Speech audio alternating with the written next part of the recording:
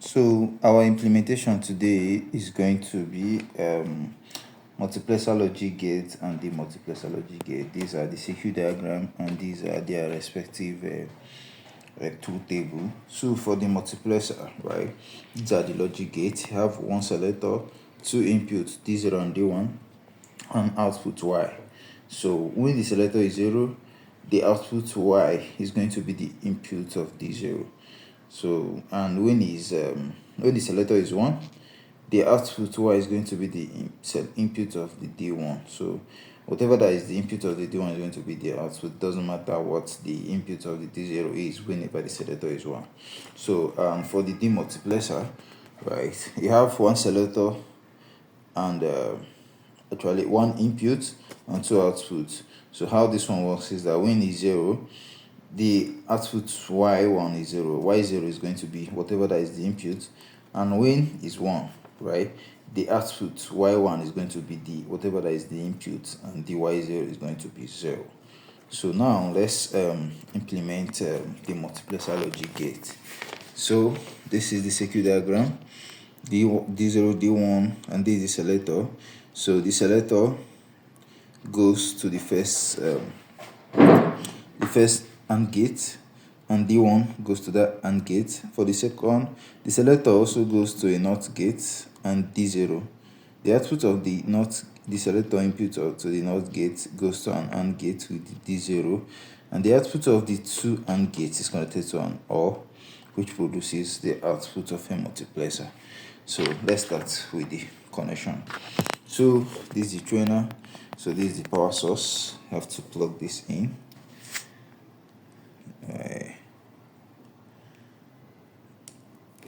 Okay, yeah. So the system is powered right now. So I think my next setup I have to include an LED so that when the connection is corrected, the LED will be on. So from our circuit, this is what we have. So I'll start with our D0. So this is the input D0. This one is going to be our D0 input A. So I'll connect this to the first AND gate.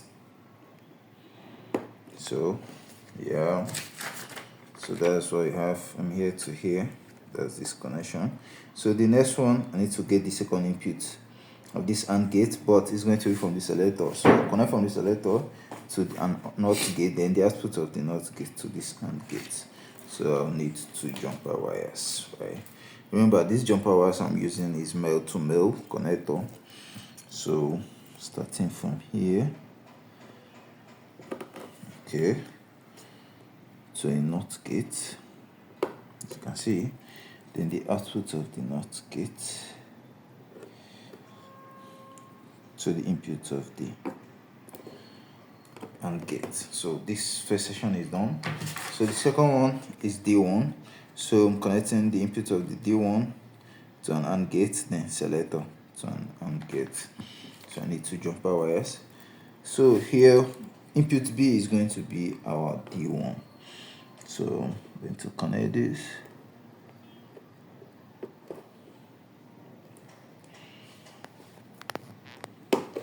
Okay, so the input is second AND gate, then connect this selector directly to it. Okay, this is done now. So what's remaining now is this: the output of the two AND gates is supposed to connect to an AND gate, then the OR gate to our output LED. So output of the first AND gate to the input of an OR gate, the output of the second AND gate to an input. Okay, so this the output here now to an LED. So I'm going to use this first LED as our output, and from our design, right, when this shows, sorry,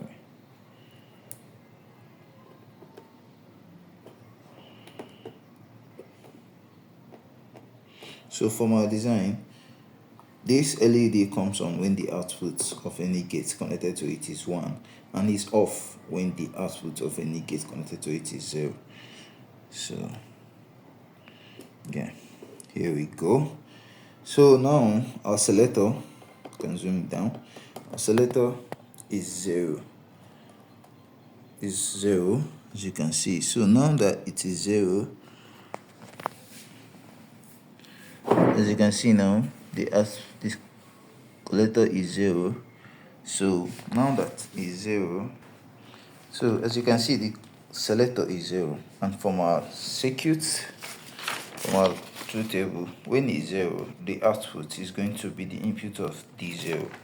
As we all know, this is our D0, right? And now the D0 is 0, so the LED is off. So if we turn this D0 to 1, the LED have to come on, as you can see. So if you return it to 0, the output is going to be 0, so the LED will be off. So if you turn it to 1, it's going to come on. So now you can see that the input of D1, which is input B, does not really affect the output. As you can see, now it's 0, it's still on. Even if you turn it on 1, it's still on. So the only one that controls it is now our D0, right? So now, but if you switch this now, if you switch the selector to 1, see, so yeah, for the D1, when the selector is 1, so this is the only one that now controls this. So when it's on, the LED will be on. When it's off, the LED will be off.